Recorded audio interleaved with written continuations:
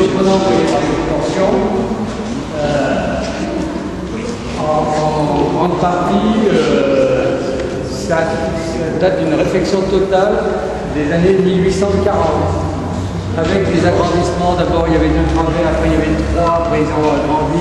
Ils ont monté en hauteur, sans doute pour des questions de sécurité, pour séparer les gens qui venaient à l'office ici du quartier, parce qu'il y avait la rivière qui passait et il y avait un petit pont. Les gens du quartier passaient ce petit pont, venaient à l'office ici.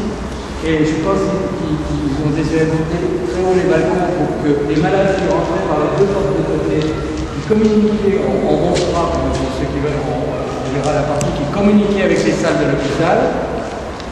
Et donc c'est pour ça que le bâtiment est surprenant par ses proportions. Et en plus de ça, c'est une architecture assez sévère, mais qui est dans l'esprit jésuite Louis XIV, avec même des détails marrants comme la balustrade qui reprend le dessin de Michel-Ange pour à Florence, la bibliothèque laurentienne. C'est exactement le même dessin de colonne et de donc on voit que l'architecte a voulu donner toute une dimension historique prestigieuse.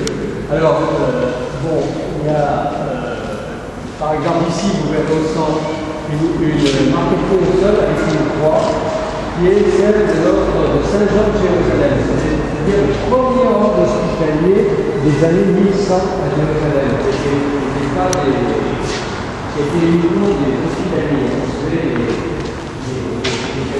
et on a voulu entrer dans ce sens, dans une sorte d'histoire prestigieuse, histoire d'histoire très l'enseignement que nous possédons sur la vie de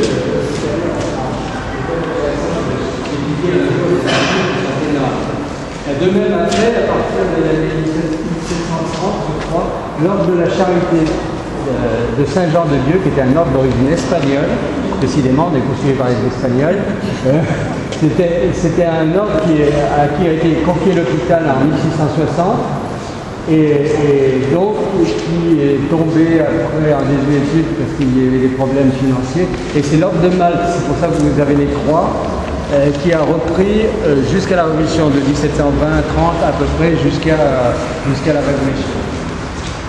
Après,